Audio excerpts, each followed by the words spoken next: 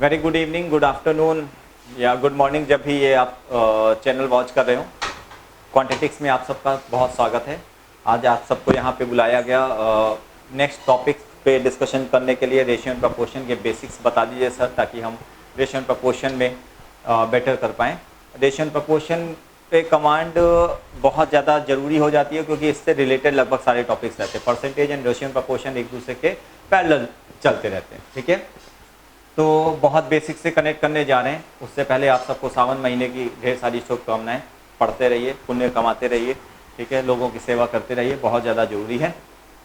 चलिए, क्या ratio and proportion, बड़ी बात है कि ये रेशियो एंड प्रपोर्शन एक एक करके टॉपिक पढ़ाया जाता है, पहले रेशियो फिर प्रपोर्शन, लेकिन मैं एक साथ ही स्टार्ट कर रहा हूँ। रेशियो एंड प्रपोर्शन चैप्टर बताया ही एक साथ जाता, लिखा जाता हमेशा। रेशियो एंड प्रपोर्शन, तो क्या है रेशियो और क्या है प्रपोर्शन? बच्चों का कंफ्यूजन रहता है। मैं पूछ लूँ अभी भी तो बच्चे इसी में कंफ्यूज रहते हैं। सर आता तो है लेकिन डिफाइन नहीं कर पाएंगे, ठीक है। तो जैसे कि हमें कहा गया कि घर पे मान लीजिए हलवा बनाना है, ठीक है। तो आपसे कहा गया कि हम बनाएंगे सर सूजी का हलवा, ठीक है, वेरी गुड, ठीक है। तो सूजी है, तो सूजी का हलवा बनाना है आपको। तो उसके लिए आपने क्या किया, सूजी ली लगभग 250 ग्राम, और उसी रेशियो में 200 ग्राम के आसपास आपने क्या किया, चीनी किया, ठीक है। आपको जिस हिसाब से टेस्ट समझ में आया, आपने क्या किया, 250 ग्राम सूजी पे 200 ग्राम क्या रखी, चीनी रखी, और आपने कहा अब मिक्स करके बनाते हैं। पानी डाला और चीनी स्वादानुसार और ड्राई फ्रूट्स औकात अनुसार आपने क्या किया, यूज़ किया, ठीक है। जिसको जितना ड्राई फ्रूट पचा पाए उस हिसाब से आपने क्या किए, ड्राई फ्रूट्स यूज़ कर लिए, ठीक है, कि हमारे घर में इतना खाया जाता है, हम इतना मैनेज कर लेंगे, इतना मैनेज कर लेंगे, ठीक है। तो अच्छा बन गया। तो अब आपने ये नोट कर लिया कि मैं हमेशा 250 ग्राम में क्या करूँगा, 200 ग्राम लेके चलूँगा। This is the ratio. मैंने क्या किया, रेशियो की बात करी। तो 250 ग्राम सूजी मतलब 250 ग्राम सूजी एंड 200 ग्राम शुगर से हमने क्या किया, बनाया। अब ये जब अच्छा बन गया तो आपने डिसाइड किया कि अब हम क्या करेंगे, भंडारा करेंगे। क्या करेंगे, भंडारा।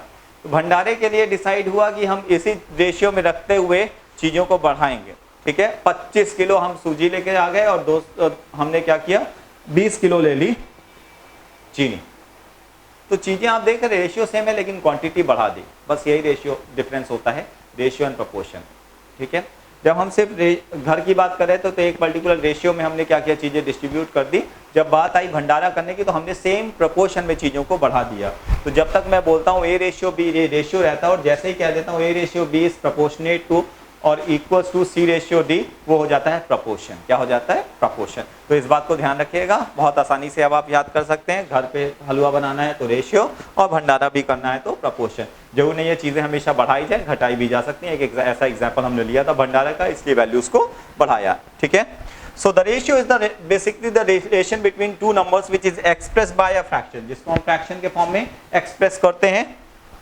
The quality of two different ratio is called proportion. जो क्वालिटी, जो इक्वालिटी हम होती है, जो इक्वालिटी कर देते हैं दो रेशियोज की, इसको हमने नाम दिया प्रपोर्शन। तो अब मतलब क्या हुआ, मतलब साफ साफ है आपके सामने, ए रेशियो बी, इसको हमने कहा रेशियो। जब हमने इसको इक्वेट कर दिया तो सी रेशियो डी से ये चीज क्या हो गई, प्रपोर्शन हो गई, okay. So a ratio b, then a b c d are said to be in proportion. A b c d क्या बोले जाएंगे, प्रपोर्शन में बोले जाएंगे। And this is represented by 10। और कोई भी चीज अगर एक तरफ डिवाइड में होती है तो आप सबको पता है कि वो दूसरी तरफ जाके मल्टीप्लाई हो जाती है, इसलिए आप ये भी कह सकते हैं a into D is equal to B into C. लेकिन प्रपोर्शन नाम आप इसी को देके चलेंगे, वो नेक्स्ट स्टेप होता है, आप पढ़ते पढ़ते उस सेकंड स्टेप पे पहुंच सकते हैं। तो a into D is equal to B into C, ठीक है। The equality of two ratios is known as proportion, ठीक। चलिए, बेसिक चीज हो गई। आप कुछ कॉन्सेप्ट और जितनी जल्दी मैं कोशिश करता हूँ जल्दी से जल्दी आपको क्वेश्चंस तक पहुंचा सकूं, ताकि आप क्वेश्चंस पे फोकस करें और क्वेश्चंस के साथ अपने कॉन्सेप्ट पढ़ाएं। तब भी बेसिक चीजें जाननी बहुत जरूरी होती हैं। चलिए एक बार सारी चीजों का डिस्कशन कर ले, फिर ही आगे बढ़े। The ratio of two quantities is always an abstract number. दो वैल्यूज का जो रेशियो होता है वो हमेशा एक एब्स्ट्रैक्ट नंबर होता है। What do you mean by this? Metre से मीटर आप कैंसिल कर देंगे। 2:3 में हम दोनों लोग चले हैं, तुम 2 मीटर चले हो, हम 3 मीटर चले, ठीक है। तुमने 2 किलो खाया, हमने 3 किलो खाया, ठीक है। आम का सीजन चल रहा है, ठीक है।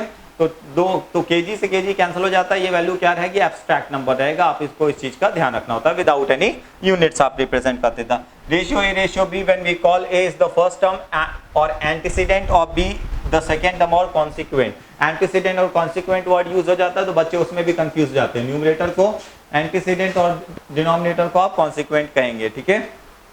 अब एब्स्ट्रैक्ट में एक चीज और ध्यान रखिएगा, रेशियो तब तक आप चीजों का नहीं निकालेंगे, जिसके लिए मैंने आपको बताया रेशियो तब तक नहीं निकालना है आपको जब तक दोनों सेम यूनिट में ना हो। जब तक आपकी सेम रेशियो में नहीं आ जाएंगी, आप किसी भी चीज की वैल्यू नहीं निकालेंगे, रेशियो नहीं निकालेंगे, ठीक है। 1 किलोमीटर में दूसरा मीटर में है तो आप पहले मीटर वाले को या किलोमीटर में चेंज करिए, या तो किलोमीटर वाले को मीटर में चेंज करिए, तभी आप रेशियो निकाल सकते हैं, एल्स आपको रेशियो नहीं निकालना है, ठीक है। Now the rule number 1, that multiplication or division of each term of the ratio by the same non-zero term does not affect the ratio. कभी भी आप किसी भी नॉन जीरो वैल्यू का मल्टीप्लाई कर देते हैं तो इससे रेशियो पे कोई इफेक्ट नहीं पड़ता है। नॉन जीरो इसीलिए बोला क्योंकि जीरो लगा देने पे आंसर ही चेंज हो जाता है, क्वेश्चन ही चेंज हो जाता है पूरा। जैसे मैंने कहा 3:2 में डिस्ट्रीब्यूट करना है आपको, आपने 6 का ऊपर नीचे मल्टीप्लाई किया, it will become 18 and it will become 12। This is also 3:2। तो सेम वैल्यूज का न्यूमरेटर और डिनोमिनेटर में मल्टीप्लिकेशन और डिवीजन रेशियो को अनइफेक्टेड रखता है, ठीक है। तो चाहे आप 4:5 बोले या फिर 8:10 या फिर 12:15 या फिर 4:6 बोले और 2:3, इससे आंसर्स पे कोई फर्क नहीं पड़ता है। क्लियर? चलिए और आगे बढ़ते हैं। टाइम एंड वर्क में ये कॉन्सेप्ट फिर से आपको बताया जाएगा, लेकिन बैक टू बैक बच्चे इसमें फंसते रहते हैं जहां रेशियो दिया होता है या एफिशिएंसी दी होती है, इसलिए मैंने सबसे पहले इस चीज को क्लियर कर दिया यहाँ पे। A is the thrice as good a workman as B. A अगर थ्राइस है तो इसका मतलब the ratio of work done by A and B, work done same time limit में वर्क डन ए और बी का रेशियो क्या होगा, 3:1। इसका मतलब ratio of the time taken by A ratio B and B to finish our work is 1:3। अगर in short में इसको समझाएं तो अगर A को 1 दिन लग रहा है और B को 3 दिन लग रहा है किसी काम में, तो इसका मतलब है कि A ज्यादा एफिशिएंट है और B कम एफिशिएंट है, क्योंकि जो ज्यादा एफिशिएंट है वो काम को जल्दी फिनिश कर रहा है और जो कम एफिशिएंट है वो काम को देरी से फिनिश कर रहा है, ठीक है। तो सो द रेशियो विल बिकम 3:1। ये क्या हो जाएगा, ratio of the work done और the ratio of their efficiency will become 3:1। Okay, इस कॉन्सेप्ट को हमेशा ध्यान रखिएगा। टाइम एंड वर्क में मैं पढ़ाऊंगा तो एकदम आपको याद रखना है। लोग सोचते हैं कि वो टाइम एंड वर्क का वो कॉन्सेप्ट जो है वो टाइम एंड वर्क का ही कॉन्सेप्ट है, नहीं, वो रेशियो से भी सॉल्व हो जाएंगे क्वेश्चंस। इस वजह से मैंने यहीं पे आपको ये चीज क्लियर कर दी और इसको मैं दोहराऊंगा टाइम एंड वर्क पढ़ाते समय, ठीक है। तो रेशियो एंड प्रोपोर्शन के कॉन्सेप्ट से वैसे क्वेश्चन सॉल्व हो सकते हैं, ठीक है।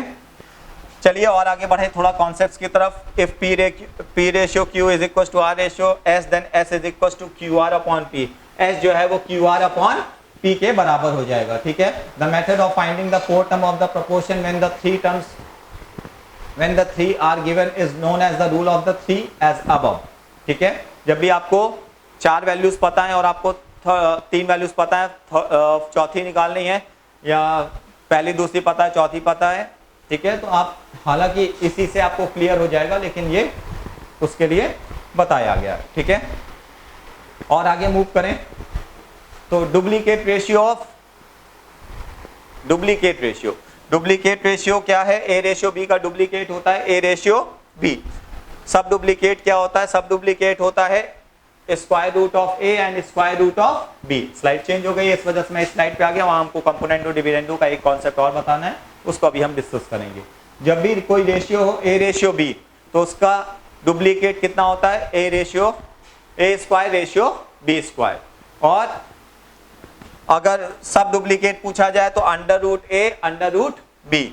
इसी तरह से ट्रिप्लीकेट क्या होता है, a cube ratio b cube. और सब ट्रिप्लीकेट क्या हो जाएगा, cube root of a ratio cube root of B.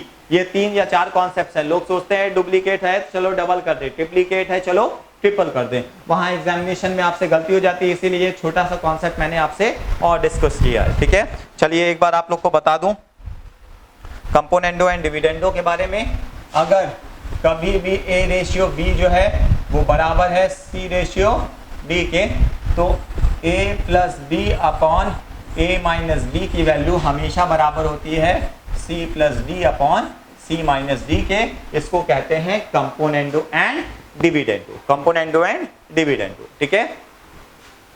A plus B upon A minus B is to C plus D upon C minus D. जैसे 7/2 is equal to लिखा है 14 upon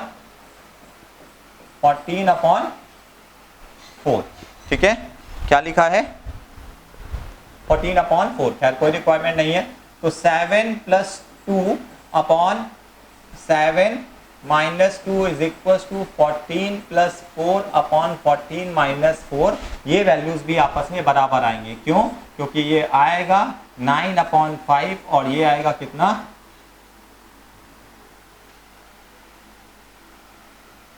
ये आएगा 18/10। देखिए ये भी आपस में क्या आ गए, बराबर आ गए, ठीक है। Componendo and dividendo. सर ये तो हमको पता ही है, इसमें कौन से आपने नई बात बता दी, ठीक है।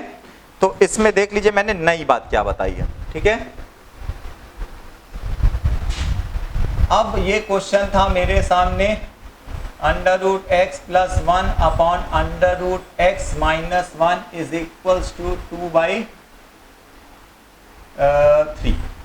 ठीक है। अब कहा गया x की वैल्यू निकालो, तो आपने क्रॉस मल्टीप्लाई करके सॉल्व किया। मैंने कहा रुक जाओ थोड़ा सा, थोड़ा दिमाग लगाओगे तुरंत आंसर आ जाएगा। चलिए कंपोनेंडो डिविडेंडो अप्लाई करिए। Numerator plus denominator upon numerator minus denominator is equal to numerator plus denominator upon numerator minus denominator. तो यहाँ पे जब आप न्यूमरेटर प्लस डिनोमिनेटर करेंगे तो क्या होगा, इससे ये कैंसिल हो जाएगा। यहाँ ऊपर क्या आएगा, ऊपर आएगा 2 times √x, 2 times √x। Numerator minus denominator करेंगे तो कितना आ जाएगा, 1 + 1 कितना आ जाएगा, 2। इसी तरह से यहाँ पे न्यूमरेटर प्लस डिनोमिनेटर कितना आ जाएगा, 5। न्यूमरेटर माइनस डिनोमिनेटर कितना आ जाएगा, -1। तो कितनी आसानी से देखिए क्वेश्चन सॉल्व हो गया कि √x की वैल्यू आ रही है कितना, -5।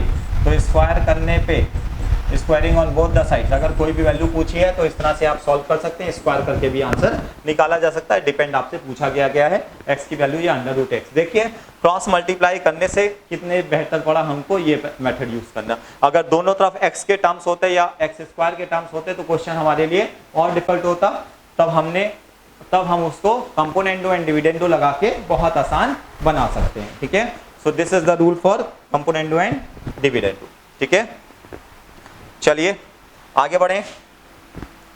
सीधे क्वेश्चंस पे हमने बताया कि थोड़ी बहुत कॉन्सेप्ट पढ़ के सीधे क्वेश्चंस पे आएंगे तो वो हमारे लिए बेटर पड़ेगा।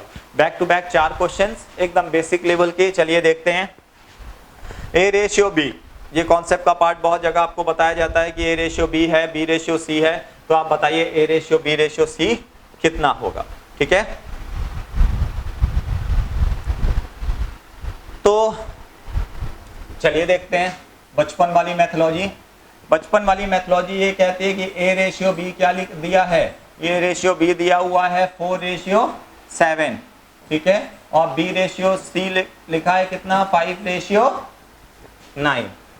B की दोनों वैल्यूज को बराबर कर दो, क्वेश्चन तुरंत सॉल्व हो जाएगा। B की वैल्यूज को बराबर करने के लिए 7 और 5 का एलसीएम होता है 35। 7 5 35। तो 35 लाने के लिए हमने 5 का ऊपर नीचे मल्टीप्लाई कर दिया। यहाँ पे आ गया 20 और 35। यहाँ पे 7 का मल्टीप्लाई कर दिया, यहाँ पे आ गया 35 और 63। तो the ratio will become 20/35/63। Which option, 20, 35 and 63। Okay चलिए, अब ये तो हो गया बचपन वाला मेथड। बी की दोनों वैल्यूज को हमने बराबर किया, उसके बाद क्वेश्चन को सॉल्व किया और आंसर बता दिया।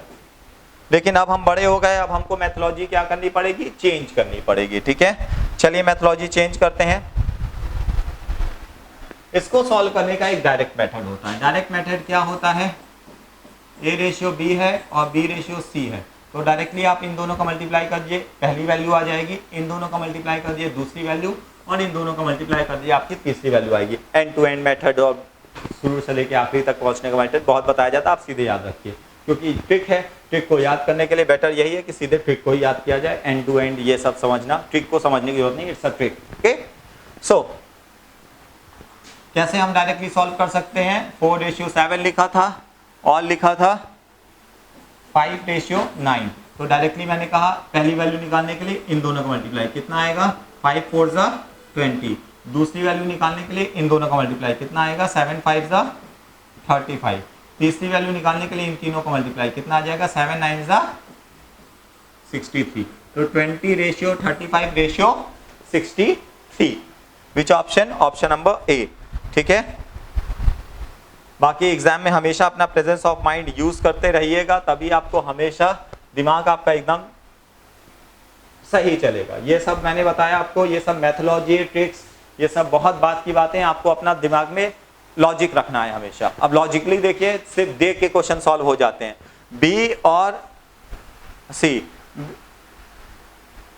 तो सबसे कम है ए की वैल्यू, फिर है बी, फिर है सी। तो सबसे छोटी वैल्यू होनी चाहिए ए की, फिर होनी चाहिए बी की और फिर होनी चाहिए सी की वैल्यू। ठीक है, तो उस बेसिस पे देखा जाए तो ये आंसर हो सकता है, ये भी हो सकता है, ये भी हो सकता है, ये भी हो सकता है, सारी वैल्यूज हैं। लेकिन ए को डिविजिबल होना चाहिए 4 से और सी को होना चाहिए 9 से। ये किस में हो रहा है? तो ये तो इसी में हो रहा है, और किसी में हो रहा है क्या? नहीं हो रहा है सर।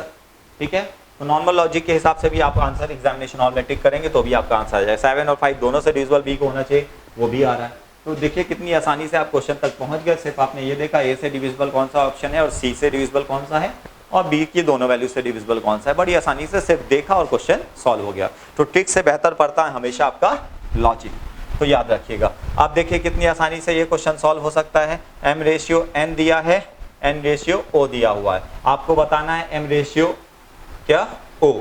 ठीक है, m रेशियो o आपको बताना है। तो n की दोनों वैल्यूज को अगर मैं बराबर कर दूं तो हमारा आंसर आ जाना चाहिए। तो m की दोनों वैल्यूज को बराबर करने के लिए साफ साफ यहाँ पे दिख रहा है m और n कितना है 3:4, n और o कितना है 8:9। तो सिर्फ 2 का मल्टीप्लाई कर दीजिए, ये कितना हो जाएगा 8। n की दोनों वैल्यूज हमारी क्या हो गई, बराबर हो गई। ठीक है, ये 4 से 8 हो गया, वो 8 का 8 है। बड़ी आसानी से क्वेश्चन सॉल्व। आपका m ratio n ratio o कितना आ जाएगा 6:8:9। तो m और o का रेशियो कितना है 6 and 9, मतलब 6:9, मतलब 3 से डिवाइड करने पे 2:3 आ जाएगा। कितना आ जाएगा 2:3। क्लियर?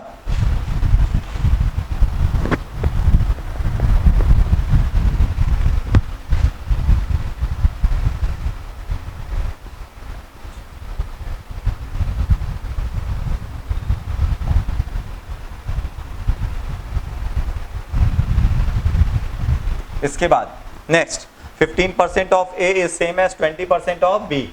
15% ऑफ ए जो है वो 20% ऑफ बी के बराबर है। ठीक है, तो ये भी क्वेश्चन बड़ी आसानी से आपका सॉल्व होगा। 15% ऑफ ए जो है वो बराबर है कितना 20% ऑफ बी के। ठीक है, पिछले हमारे कौन कौन से आंसर निकले हैं, ये एंड ये, इतना। ठीक है, बहुत ही आसानी से अब बच्चे क्या करते हैं, परसेंटेज में सॉल्व करने लगते हैं। क्वेश्चन का आंसर बड़ी आसानी से आ रहा है। a/b इज इक्वल्स टू कितना आ जाएगा 20/15 विच इज इक्वल्स टू 4:3। ठीक, which option? Option number b. लोग उल्टा चेक कर देते हैं, सर ये 15 दिया था, ये 20 दिया था, हमने 3:4 कर दिया जल्दी से आंसर निकालने में। तो ध्यान दीजिए, कोई भी चीज एक तरफ मल्टीप्लाई में है तो दूसरी तरफ जाके क्या हो जाएगी, डिवाइड हो जाएगी। ठीक है, चलिए फिर आगे बढ़ते हैं, नेक्स्ट कॉन्सेप्ट की तरफ मूव किया जाए। What should be the following ratio, which of the following ratio is greatest? कौन सा रेशियो है जो ग्रेटेस्ट होगा?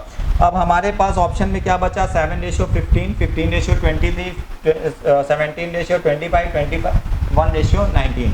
तो अब बच्चे कहते हैं सर इसमें हमने बचपन में सीखा था कि एलसीएम निकाल दें। तो मैंने आपको सिखाया है कि हमेशा ध्यान रखिए एग्जामिनेशन हॉल में कि कौन सा लॉजिक वो पूछना चाह रहे हैं हमसे क्वेश्चन सॉल्व करने के लिए। क्या हमारा लॉजिक जो है वो ये है कि एलसीएम लेके सॉल्व किया जाए? एलसीएम लेना वो क्यों चाह रहे होंगे आपसे एग्जाम में? ठीक है, एलसीएम दिलाना नहीं चाह रहे थे, वो ये चाह रहे थे कि आप ये चीज वॉच करें कि यहाँ पे चारों का जो डिफरेंस है 8 8 का है, सबका डिफरेंस कितने का है 8 8 का। तो सबका डिफरेंस अगर 8 8 का है तो इसका मतलब क्या हो गया कि जो सबसे बड़ी वैल्यू होगी वही सबसे बड़े रेशियो को रिप्रेजेंट करेगी, ठीक है। ओके, जैसे 1:3 लिख दिया 2 का डिफरेंस, 3:5 लिख दिया 2 का डिफरेंस, 5:7 लिख दिया 2 का डिफरेंस, 7:9 लिख दिया 2 का डिफरेंस। सबसे बड़ा कौन सा है 7:9। क्लियर? सो आपका कॉन्सेप्ट क्लियर होना उस बारे में दायरे में बहुत जरूरी है। तो जितना ज्यादा आपका कॉन्सेप्ट क्लियर रहेगा उतना ही आप इस सारे क्वेश्चंस को सिर्फ देख के सॉल्व करना शुरू कर देंगे, ठीक है। एक कॉन्सेप्ट और बता रहा हूं, जरा ध्यान दीजिएगा सब लोग बहुत कायदे से।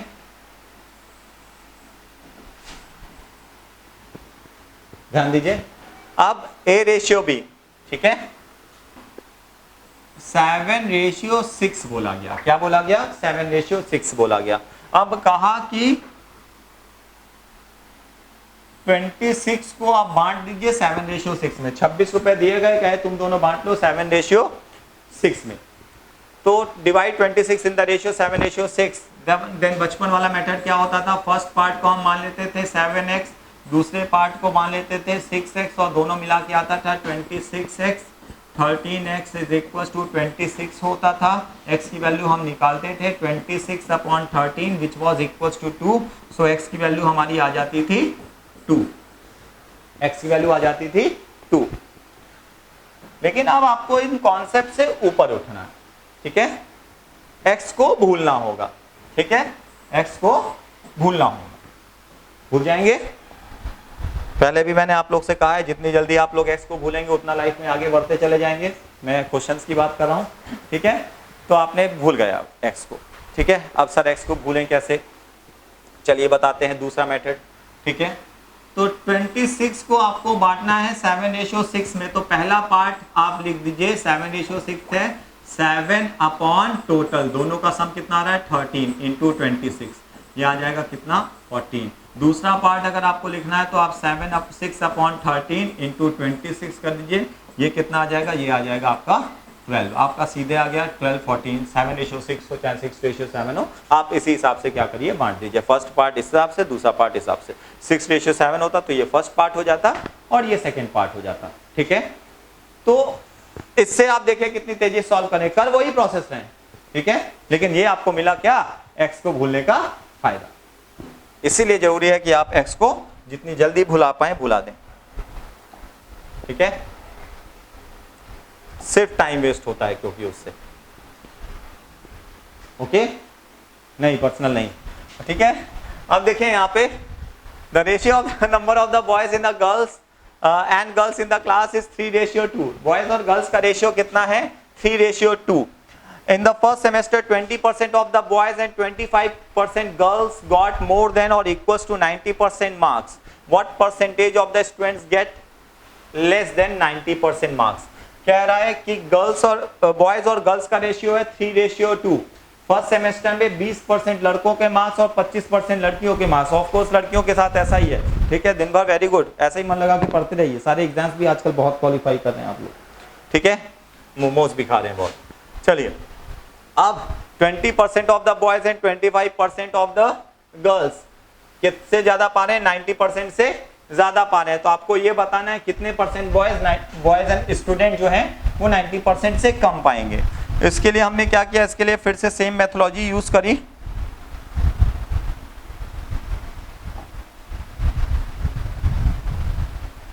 इसको कुछ भी अज्यूम कर लीजिए आप, 3:2 में लेके चलना है क्योंकि आंसर परसेंटेज में निकालना है। तो जब भी आंसर परसेंटेज में निकालना है तो मैं वैल्यूज को अपने हिसाब से अज्यूम करके चल सकता हूं, ठीक है। चलिए देखते हैं कैसे क्वेश्चन सॉल्व होगा। तो 3:2 हमको लेके चलना था, ठीक है। 3:2 लेके चलना था। तो हमने कहा 300 लड़के और 200 लड़कियां। तो टोटल स्टूडेंट्स कितने हो गए, टोटल स्टूडेंट्स हो गए सर 500, ठीक है। अब कितने परसेंट लड़कों का मार्क्स 90% या उससे ज्यादा आया था 20%। तो कितने परसेंट लड़कों का कम आया होगा 80%, ठीक है। तो 8 3 होता कितना है 240, इसका मतलब 240। सीधे सीधे आप कैलकुलेट कर सकते हैं 80%। 8 3 24, 2 0 कैंसिल किए, 80 × 3 कितना आ गया 240। इसी तरह से 75% गर्ल्स क्या पाई है, 90% से कम पाई है, क्योंकि 25% लड़कियां उससे ज्यादा पाई हैं, तो इसका 75% मतलब कितना हो जाएगा 150। तो दोनों मिला के कितने आ गए, दोनों मिला के टोटल आ गए 390 स्टूडेंट्स, ठीक है। मोस्ट ऑफ द स्टूडेंट्स का 90% से कम आया है। तो इन दैट केस आंसर का मतलब क्या हुआ, 390 अपॉन 500 इंटू कितना 100, ठीक है। तो ये कितना आ जाएगा, ये आ जाएगा 78%, which is the right option, ठीक है। मैं हर क्वेश्चन में आपको हमेशा बताता रहता हूं कि किस तरह से आपको अप्रोच करना है क्वेश्चन पे, ठीक है। आपने लॉजिक से कैसे क्वेश्चन आप सॉल्व कर सकते हैं, आपका अप्रोच कैसे डिफरेंट होगा। That is why we have started the channel कि आपका ये अप्रोच बदला जा सके, ठीक है। लॉजिक डेवलप करिए। देखिए ध्यान से, कितने परसेंट बॉयज हैं जो 90% या उससे ज्यादा पाते हैं, 20, तो कितने परसेंट लेस पाते होंगे 80। और इसी तरह से कितने परसेंट लड़कियां हैं जो 90% या उससे ज्यादा पाती हैं, 25%। इसका मतलब कितने परसेंट ऐसे लड़के हैं जो नहीं पाते होंगे, लड़कियां हैं जो इससे कम पाती होंगी 75। तो 80% लड़के और 75% लड़कियां, बॉयज गर्ल्स का रेशियो 3:2। अगर इस डिफरेंस को 3:2 बांट दें तब भी 78 आएगा। और नहीं तो ध्यान रखिए 80% से ज्यादा आंसर नहीं हो सकता, 75% से कम नहीं हो सकता, इन दोनों के बीच में एक ही ऑप्शन दिया है, उसको आप टिक करिए और आगे बढ़ जाइए, क्वेश्चन खत्म कर दीजिए। इतना लंबा कैलकुलेशन करने की जरूरत नहीं है। तो always apply logic in the question, ठीक है। बहुत ज्यादा जरूरी है आप सबके लिए, ध्यान देते रहें, पढ़ते रहें, ठीक है। मैंने क्या बताया इस क्वेश्चन में फिर से देख लीजिए। 80% बॉयज जो हैं वो क्या पा रहे हैं, 90% से कम पा रहे हैं। 75% जो है 90% से कम पा रही हैं। तो इसका मतलब है जो भी आंसर होगा 75 से ज्यादा, 80 से कम होगा। एक ही ऑप्शन दिया था 78, हमने उसको टिक कर दिया, ठीक है। चलिए क्वेश्चन नंबर 6 की तरफ मूव करते हैं। A mixture of 85 kg contains, एक मिक्सचर है 85 kg का, जिसमें मिल्क और वाटर किस रेशियो में दिया है, 27:7, इस रेशियो में दिया हुआ है, ठीक है। How much more water is to be added, कितना वाटर ऐड कर दिया जाए to get a new mixture containing milk and water in the ratio 3:1, कि मिल्क और वाटर का रेशियो क्या हो जाए, 3:1 हो जाए। तो पहले आते हैं बचपन वाले मेथड पे। मुझे बहुत पसंद है बचपन वाला मेथड, लेकिन ये वाले अप्रोच में ध्यान रखिएगा। 85 kg को किस रेशियो में बांटना है आपको, 27:7 में बांटना है, ठीक है। तो बचपन वाला मेथड मत यूज करिएगा कि 27x एंड 7x कर दिया। अभी आपको थोड़ी देर पहले मैंने सिखाया था कि मिल्क की क्वांटिटी आप निकालने के लिए क्या करेंगे, मिल्क की क्वांटिटी निकालने के लिए करेंगे 27/34 इंटू 85, ठीक है। तो 17 2 17 5, ये कितना आ जाएगा, यहां जाएगा 135/2, that is equals to 67.5 kg। तो इस वाटर क्या हो जाएगा, वाटर 85 से माइनस करके भी आप निकाल सकते हैं, 7/34 इससे भी आप निकाल सकते हैं। ये कितना आएगा, ये again 35/2 that is equal to 17.5 आ जाएगा, ठीक है। ये दोनों की क्वांटिटी निकल आई। पूछ रहा है how much more water is to be added, कितना वाटर और ऐड किया जाए कि ये रेशियो कितना हो जाए, 3:1 हो जाए, ठीक है। इसका मतलब क्या है कि मिल्क जो है वो आपका इतना ही रहेगा 67.5, वाटर ऐड करने को बोल रहा है, वाटर कितना और ऐड कर दें। तो वाटर में हमने मान लिया that the quantity of the water added be x, कितना ऐड कर दिया हमने, x ऐड कर दिया। तो ये कितने को कह रहा है, नया रेशियो 3:1। तो क्रॉस मल्टीप्लाई अगर हम कर दें, ठीक है, तो क्रॉस मल्टीप्लाई करने पे ये है 67.5 और ये इधर मल्टीप्लाई करने पे कितना आ जाएगा, तो 17.5 into 3 is equal to 52.5 plus कितना 3x, क्रॉस मल्टीप्लाई किया, ये चीज उधर जाके मल्टीप्लाई हो गई। So 15 is equal to 3x, x is equal कितना आ जाएगा 5 kg, कितना आ जाएगा 5 kg आ जाएगा। देखिए सर आपने भी फाइनली तो x को यूज किया ही, लेट द वाटर क्वांटिटी भी x। तो मैं कह रहा हूं बेटा रुको, ये तो बचपन वाला मेथड है, अभी तो लॉजिक लगाना बाकी है ना। लॉजिक लगाएंगे तो x चली जाएगी, मतलब x क्या यूज नहीं रह जाएगा। ठीक है, चलिए अब आगे बढ़े। तो यहाँ पे क्या किया है क्वेश्चन में, हमने पहले निकाला मिल्क कितना है 85 kg में। अगर हम उसको 27:7 में बांटते हैं, हमने उसका तरीका भी आपको सिखाया था, 27 अपॉन टोटल और 7 अपॉन टोटल, आ गया 67.5 एंड 17.5। अब 67.5 मिल्क है और 17.5 वाटर है। कितना वाटर हमने मान लिया ऐड किया है, x kg। तो हमने क्या किया, x kg ऐड करने पे ये नया रेशियो कितना आ रहा है, 3:1 आ रहा है। ठीक है, क्रॉस मल्टीप्लाई करके हमने x की वैल्यू निकाली, 5 kg आ गया। कितना kg आ गया, 5। ठीक है, तो बड़ी आसानी से हमारा क्वेश्चन क्या हो गया, सॉल्व हो गया। So the answer is 5 kg।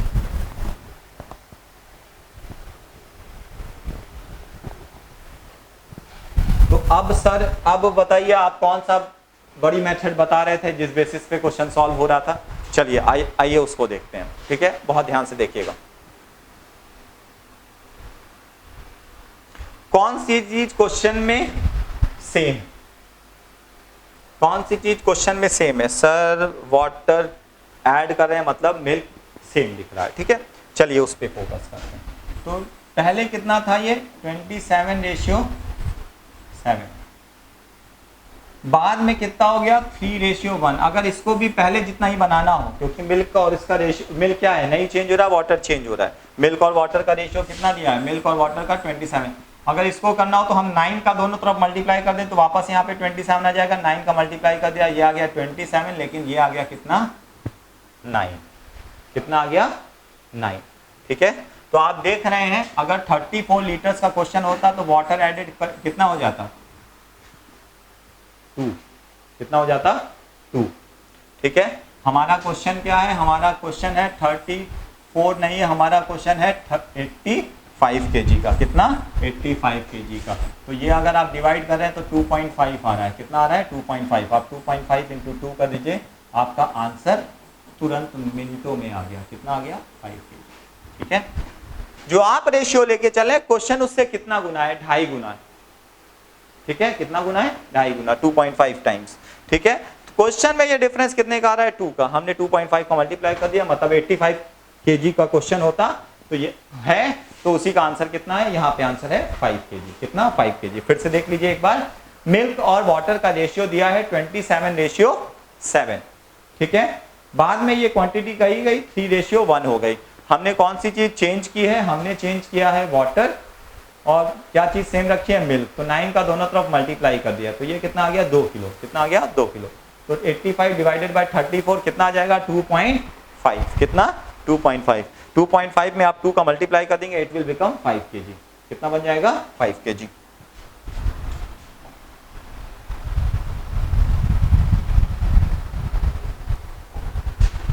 तो 5 kg should be the right answer. ठीक है, सिमिलर क्वेश्चंस 2 हैं बैक टू बैक। ठीक है, the ages of Raju and Bijju are in ratio 3:1। 50 years hence the ratio will be 2:1. Their present ages are। इसको करने के कई तरीके हो सकते हैं। कौन सा ऐसा ऑप्शन है जो 15 साल बाद 2:1 हो जाएगा, और अभी किस रेशियो में, 3:1।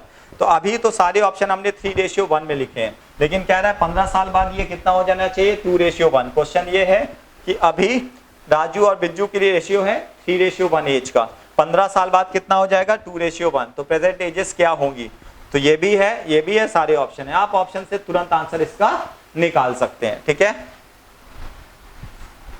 तो यहां पे क्या होगा, यहां पे अगर आप क्वेश्चन सॉल्व करें 15 साल बाद ये कितने साल के हो जाएंगे, 15 साल बाद ये हो जाएंगे 45 साल के, और ये हो जाएंगे 25 साल के। क्या ये रेशियो 2:1 होगा, नहीं। 15 साल बाद ये और ये कितने साल के हो जाएंगे, ये हो जाएंगे 60 साल के, और ये हो जाएंगे 30 साल के। क्या ये रेशियो 2:1 हो जाएगा 15 साल बाद, हाँ हो जाएगा। देखिए कितनी आसानी से ऑप्शन नंबर बी हो गया आंसर। इतनी आसानी से आप आंसर ऑप्शंस के थ्रू निकाल सकते हैं। एजेस का सर क्वेश्चन आया था, 15 साल बाद की पूछ रहा था, क्या मुश्किल चीज पूछ रहा था आपसे। ठीक है, तो नॉर्मल लॉजिक से आप ऑप्शंस के थ्रू भी सॉल्व कर सकते हैं, और दूसरा जो पिछले क्वेश्चन का अप्रोच था आप उससे भी क्वेश्चन सॉल्व कर सकते हैं। ठीक है, जैसे ये 3:1 है, यहाँ पे तो ऑलरेडी ये रेशियो सेम है, तो ये वैल्यू क्या हुई है 3 से 2 हो गई है। तो ये 1 का डिफरेंस 15 ईयर्स के बराबर है। इसका मतलब इस पूरे में 15 का मल्टीप्लाई करना है, तो ये आ जाएगा 45 और ये आ जाएगा 15। 45 और 15 आंसर होना चाहिए, ये रहा। पिछले क्वेश्चन का ही लॉजिक लगा है, ये 1 और 1 सेम है, ये डिफरेंस कितने का आया है 15 का, उससे आप क्वेश्चन सॉल्व कर सकते हैं। ठीक है,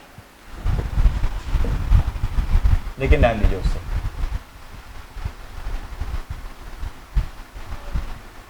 नॉर्मल ऑफ ऑप्शंस के थ्रू मूव करिए।